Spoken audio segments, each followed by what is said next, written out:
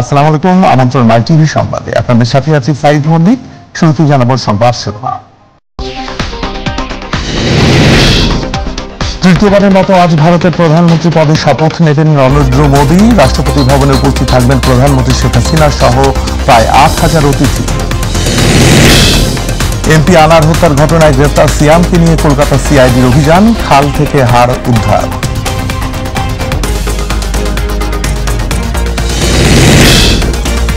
বারিধারায় দায়িত্ব পালনরত এক পুলিশ সদস্যকে গুলি করে হত্যা করেছে আরেক পুলিশ সদস্য। হত্যাকারী পুলিশ সদস্য আটক।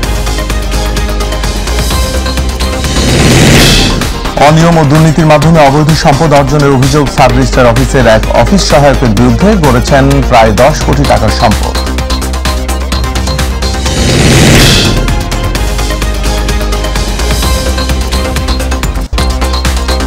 দর্শক শুনছিলেন শিরোনাম, এবার চলে যাচ্ছি পুরো সংবাদে। তৃতীয়বারের মতো আজ ভারতের প্রধানমন্ত্রী পদে শপথ নেবেন নরেন্দ্র মোদী। সন্ধ্যা 7টায় রাষ্ট্রপতি ভবনে মোদী এবং মন্ত্রিসভার অন্যান্য সদস্যরা শপথ নেবেন। এই অনুষ্ঠানে প্রধানমন্ত্রী শেখ হাসিনা, বিভিন্ন দেশের রাষ্ট্রপ্রধান সহ দেশি বিদেশি প্রায় ৮,০০০ অতিথি উপস্থিত থাকবেন। সার্বিকভাবে তাদের নিরাপত্তা নিশ্চিতে 3 স্তরের কড়া নিরাপত্তার ব্যবস্থা রয়েছে দিল্লি জুড়ে ও রাষ্ট্রপতি ভবনের আশেপাশের এলাকায়। জুবাইর রহমানের রিপোর্ট।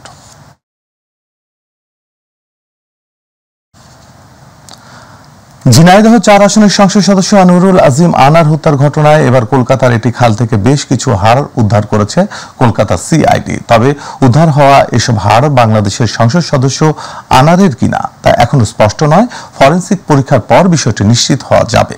এদিন গ্রেফতারকৃত সিয়ামকে জেরা করে পাওয়া তথ্যের ভিত্তিতে অভিযান চালায় কলকাতা সিআইডি। সকালে সিয়ামকে নিয়ে ভাঙড়ের সাতুলিয়া এলাকার বাগজোলার খালে নামেন সিআইডির সদস্যরা। এরপর সিয়ামের দেওয়া তথ্য অনুযায়ী তল্লাশি চালিয়ে কিছু হাড়গোড় খুঁজে পায় তারা। অভিযানে সিআইডির সঙ্গে ছিল নৌসেনা এবং কলকাতা পুলিশের ডিএমজি টিম।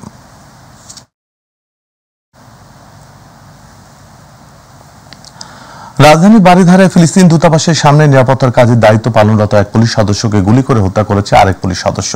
এই সময় গুলিবিদ্ধ হয়ে আহত হন 2 জন পথচারী। গত রাত 12টার দিকে এই ঘটনা ঘটে। এই ঘটনায় হত্যাকারী ও পুলিশ সদস্যকে আটক করা হয়েছে। তার নাম কাউসার আর নিহত পুলিশ সদস্যের নাম মনির। তারা দুজনে পুলিশের কনস্টেবল। কি কারণে এই হত্যাকাণ্ড তা জানতে পুলিশ তদন্ত করছে বলে জানিয়েছেন আইজিপি চৌধুরী আব্দুল্লাহ আল মামুন। রাতে ঘটনাস্থল পরিদর্শন শেষে সাংবাদিকদের তিনি একথা বলেন।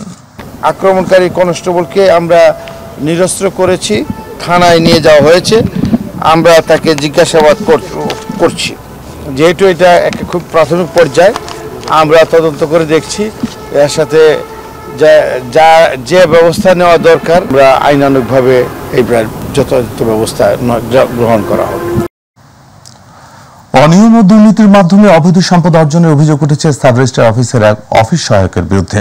20 গ্রেডের একজন অফিস সহায়ক জাতীয় পে স্কেল অনুযায়ী বেতন পান 10 থেকে 15,000 টাকা। বাজারের বর্তমান প্রেক্ষাপটে এই টাকায় রাজধানীতে পরিবারের খরচ মিটিয়ে আয় থাকার কথা নয়, কিন্তু তিনি সম্পদ গড়েছেন প্রায় 10 কোটি টাকার। বলছি মোহাম্মদপুর সাব রেজিস্ট্রার অফিসের অফিস সহায়ক জাহাঙ্গীর আলমের কথা। আরো জানাচ্ছেন মুজিবুর রহমান।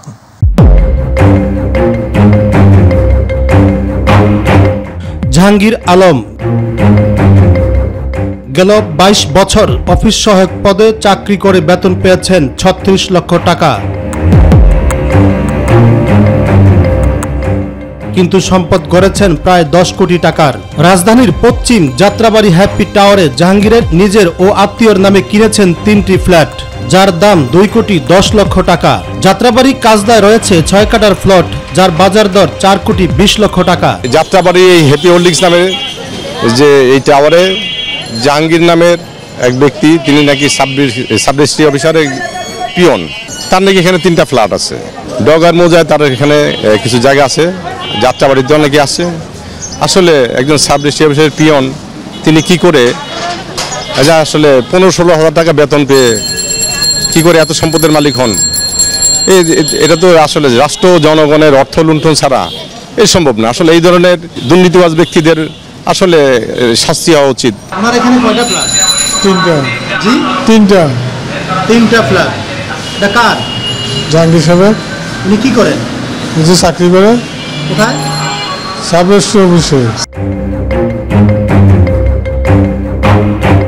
মাই মাইটিভির অনুসন্ধানে বেরিয়ে আসে থলের বিড়াল। অভিযোগ রয়েছে জাহাঙ্গীর আলম মোহাম্মদপুর সাব রেজিস্ট্রি অফিসে সাধারণ মানুষকে হয়রানি করে গড়েছেন কোটি কোটি টাকার সম্পদ। ঘুষের অর্থে ড্যামরার ডগাই মৌজায় কিনেছেন 5 কাঠার প্লট, যার বাজার দর 2 কোটি টাকা।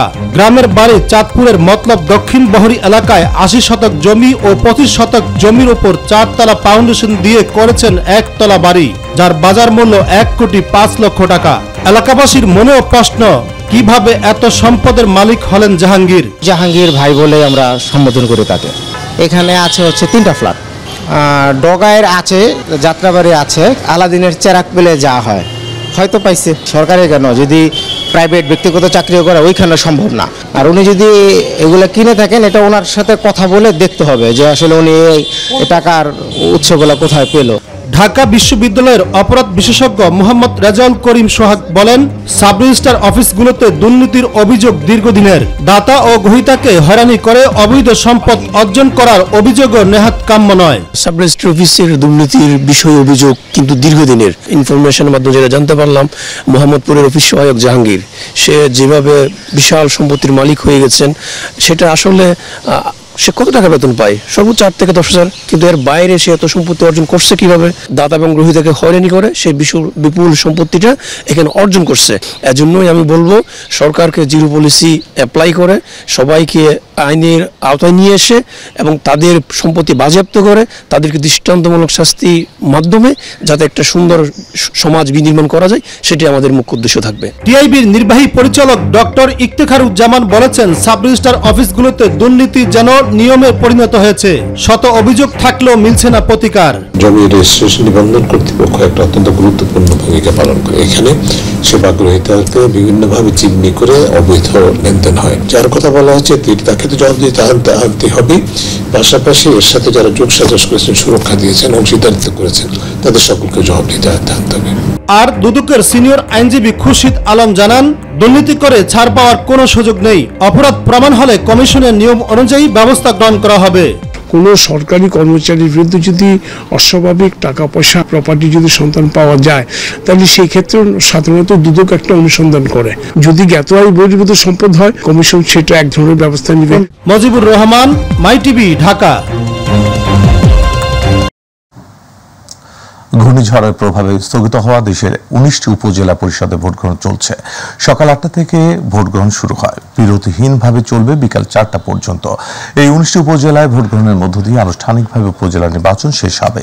এর আগে 4 ধাপে ভোট সম্পন্ন করেছে ইসি। এর মধ্যে পিরোজপুরের মঠবাড়িয়ায় ইভিএম এবং বাকিগুলোতে ব্যালটের মাধ্যমে ভোটগ্রহণ চলছে।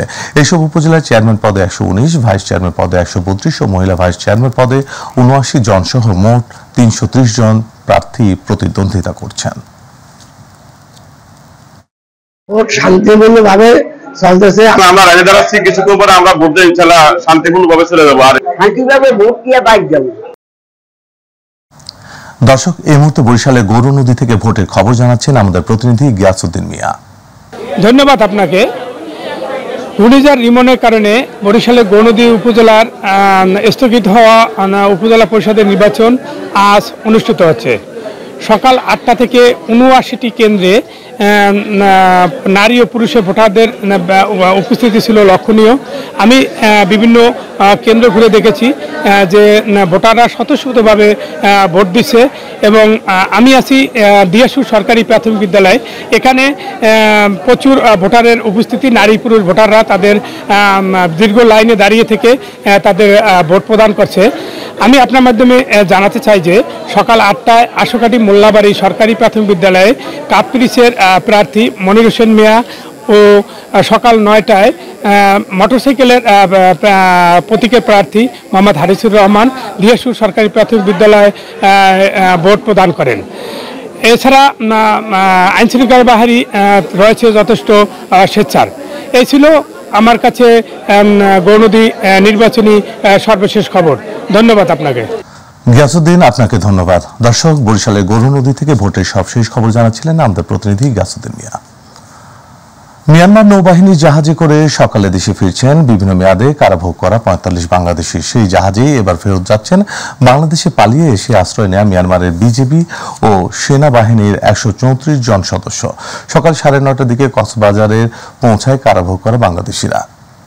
এর আগে এদিন সকালে মিয়ানমারের বিজিবি ও সেনাবাহিনীর 134 সদস্যকে কক্সবাজার পৌরসভার বিআইডব্লিউটি এর জেটিতে নিয়ে যাওয়া হয়। এর আগে গত 25 এপ্রিল মিয়ানমার থেকে কারাভোগ শেষে দেশে ফেরেন 173 জন বাংলাদেশি। একই সঙ্গে ওই দিন বাংলাদেশে আশ্রয় নেওয়া 288 জন মিয়ানমারের সীমান্তরক্ষী বাহিনী, বিজিবি ও সেনা সদস্যকে ফেরত পাঠায় বাংলাদেশ। কুরবানি ঈদকে সামনে রেখে পশুপালনে ব্যস্ত সময় পার করছেন ফেনী ও বাগেরহাটের খামারিরা। সবকটি খামারে কর্মব্যস্ত সময় পার করছেন শ্রমিক ও খামারিরা। সম্পূর্ণ দেশীয় পদ্ধতি অবলম্বন করেই দেশীয় জাতের পশুপালন মোটা তাজা করছেন তারা। গোখাদ্যের দাম বেশি হয়, কিছুটা সংখ্যা থাকলেও লাভের আশা প্রান্তিক ও বাণিজ্যিক খামারিদের। প্রতিনিধি আমিন চৌধুরী ও রিফাত আল মাহমুদের রিপোর্ট, জানাচ্ছেন এস.এম. হামিম। ঈদকে সামনে রেখে ব্যস্ত সময় পার করছেন ফেনীর খামারিরা। গরুর বাহারি নাম রেখে ক্রেতাদের দৃষ্টি আকর্ষণ করছে অনেকে। গোখাদ্যের দাম বেড়ে যাওয়ায় লাভ নিয়ে চিন্তিত তারা। প্রতিটি খামারে রয়েছে ছোট, মাঝারি ও বড় সব ধরনের কোরবানি পশু। তবে অবৈধভাবে ভারতীয় গরু প্রবেশ করায় গরুর দাম নিয়ে শঙ্কা রয়েছে বলে জানান খামারিরা। অবৈধভাবে যদি কোনো গরু প্রবেশ করে খামারিদের আমরা ভীষণ ধরনের লোকসানের সম্মুখীন হব। যদি ইন্ডিয়ান গরু যদি না ঢুকে ইনশাল্লাহ এবার আমরা লাভবান হব। শুকনা খড়, কাঁচা ঘাস এগুলা খাওয়াচ্ছি, আবার ভুট্টা, সাইলেজ। খাদ্যের দাম গত বছরের চেয়ে এই বছর অনেক বেশি। খরচ বাড়ি যায়, গরুর দাম বাড়বে। গরুর দাম যদি আমরা আশানুরূপ সেল করতে না পারি তখন আমাদের লস হবে। আসন্ন কুরবানিদের জন্য প্রায় 90,250টি পশু বাণিজ্যিক ও পারিবারিকভাবে পালন করছে খামারি ও গৃহস্থরা। ফেনীতে কুরবানির যে চাহিদা আছে, চাহিদার তুলনায় আমাদের কুরবানির যোগ্য পশুর সংখ্যা বেশি আছে এবং আমাদের যে গরুগুলা তারা তৈরি করেছে সম্পূর্ণ নিরাপদ, প্রাকৃতিক খাবার খাওয়া এগুলো কিন্তু তারা তৈরি করেছে। এদিকে আসন্ন ঈদুল আজহা উপলক্ষে বাগেরহাটে 1,12,413টি গবাদি পশু প্রস্তুত রয়েছে। ভালো দাম পাওয়ার আশায় দিনরাত পশুগুলো পরিচর্যা করছেন খামারিরা। জেলার প্রতিটি উপজেলায় অসংখ্য ছোট বড় খামার গড়ে উঠেছে। প্রাকৃতিক উপায়ে বিভিন্ন খামারে চলছে পশু মোটাতাজাকরণ করার কাজ। তাই কুরবানির পশুগুলো সম্পূর্ণরূপে আপনার ন্যাচারাল পদ্ধতিতে আমরা প্রস্তুত করি। সরিষার খোল, জাপানা এগুলো খাওয়াই। জেলা প্রাণী সম্পদ অফিস বলছে খামারিদের বিভিন্ন পরামর্শ দিয়ে স্থানীয় প্রাণী সম্পদ অফিস কাজ করে যাচ্ছে। চাহিদা হচ্ছে 1,02,782। দেখা যাচ্ছে যে আমাদের 9,631টা উদ্বৃত্ত থাকবে। খামারিদের স্বার্থ রক্ষায় অবৈধ পথে আসা কুরবানির পশু আসা বন্ধে নজরদারি রাখবে প্রশাসন, এমনটাই প্রত্যাশা সংশ্লিষ্টদের। এস.এম. হামিম, মাই টিভি। দর্শক, যাচ্ছি সংবাদ বিরতিতে, ফিরে এসে জানাবো।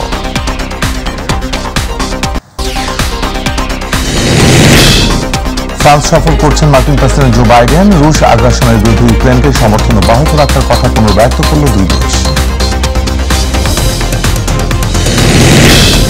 টি-20 বিশ্বকাপের হাই ভোল্টেজ ম্যাচে আজ মুখোমুখি হবে ভারত ও পাকিস্তান। জয় পেয়ে মরিয়া বাবর বাহিনী, টেবিলে সপ্তম অবস্থান চান রোহিত শর্মা। দর্শক, বিরতি শেষে আবারও স্বাগত মাই টিভি সংবাদে। ইলিশের বাড়ি খ্যাত চাঁদপুরের পদ্মা মেঘনা নদীতে ইলিশ না পেয়ে হতাশা প্রকাশ করছেন জেলেরা। দিন রাত নদীতে চষে বেড়ালেও খরচ মিটছে না তাদের, যে কারণে কষ্টের মাঝে চলছে জেলে পরিবারগুলো। মৎস্য গবেষকরা বলছেন জাটকা পদ্মা মেঘনা নদীতে অবস্থান শেষে আবার সাগরের দিকে ফিরে গেছে, যে কারণে এই সময়টাতে ইলিশ কম পাওয়া যায়। প্রতিনিধি মুনাওয়ার কাননের রিপোর্ট, জানাচ্ছেন শামস উচ্ছ্বাস। চাঁদপুরে লক্ষাধিক জেলেদের পরিবার চলছে অভাব অনটনে। মেঘনা নদী থেকে খালি হাতে ফিরছেন জেলেরা। জেলেরা বলছেন সম্প্রতি যে পরিমাণের মাছ পাওয়া যায় তা দিয়ে নৌকার জ্বালানি খরচ তোলাই কঠিন হয়ে পড়েছে। এতে দৈনিক সাংসারিক খরচ মেটাতে ঋণগ্রস্ত হয়ে পড়েছেন তারা। নৌকা খরচ আছে 7-8 হাজার টাকা, কিন্তু আমরা মাছ পাই 500, 1000, 1500 টাকা। এর ভিতরে আমাকে চলে না। কি করে খাবো, কি করে চলবো, আমাকে এই খাবো তার নাই। নদীতে মাছ না পাওয়ায় শুধু জেলেরাই নয়, এই পেশার সাথে সম্পৃক্ত মানুষগুলোও দিন কাটাচ্ছেন কষ্টে। তাই নিজেদের পুরনো জাল ও নৌকা মেরামতে সময় পার করছেন তারা। 8-9 টাকা যদি আমরা পাইতাম কোনো চলে খাইতে পারতাম, যেই মালামালের দর বাড়তি। যদি সরকার যদি সুযোগ সুবিধা বা আমাকে দেয় তাহলে আমরা চলতে পারবো। বছরের এই সময় ইলিশ পরিভ্রমণে থাকায় চলে যায় সমুদ্রের দিকে, যে কারণে জেলেরা পাচ্ছেন না কাঙ্ক্ষিত পরিমাণের ইলিশ, এমনটাই মনে করছেন এই বৈজ্ঞানিক কর্মকর্তা। আমাদের যে ইলিশের যে আমরা পিক সিজন গুলোতে বলি, তখন এই উৎপাদনটাকে আমরা উৎপাদনটা হয়ে এসে জেলেদের হাসি মুখ ফিরে আসবে এবং জেলেদের জালে অসংখ্য ইলিশ ধরা পড়বে সেটি আশা করছি। আর বর্তমানে ইলিশ নদী থেকে মাইগ্রেট করে আপনারা জানেন যে সমুদ্রে পরিবহনিত হয়েছে এবং সমুদ্রে 62 দিনে ওদের বেনিং চলতেছে। হতাশা ও দুশ্চিন্তা সরে জেলেদের জালে ধরা পড়ুক ঝাঁকে ঝাঁকে ইলিশ, আর এই সম্পদ বৃদ্ধিতে সরকারের যুগান্তকারী পদক্ষেপ নেয়ার আহ্বান সকলের। শামস তাবরিজ উচ্ছ্বাস, মাই টিভি নিউজ ডেস্ক। এর সাথে সংবাদের শেষ প্রান্তে আমরা যাবার আগে আরেকবার জানিয়ে দিচ্ছি শিরোনামগুলো। তৃতীয়বারের মতো আজ ভারতের প্রধানমন্ত্রী পদে শপথ নেবেন নরেন্দ্র মোদী। রাষ্ট্রপতি ভবনে উপস্থিত থাকবেন প্রধানমন্ত্রী সহ শেখ হাসিনার সহ প্রায় 8,000 অতিথি। এমপি আনার হত্যার ঘটনায় গ্রেপ্তার সিয়ামকে নিয়ে কলকাতা সিআইডির অভিযান, খাল থেকে হাড় উদ্ধার।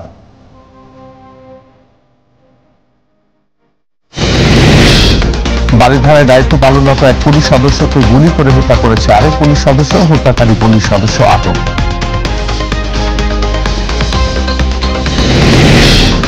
অনিয়ম ও দুর্নীতির মাধ্যমে অবৈধ সম্পদ অর্জনের অভিযোগে সাব রেজিস্ট্রার অফিসের এক অফিস সহায়কের বিরুদ্ধে গড়েছেন প্রায় 10 কোটি টাকার সম্পদ।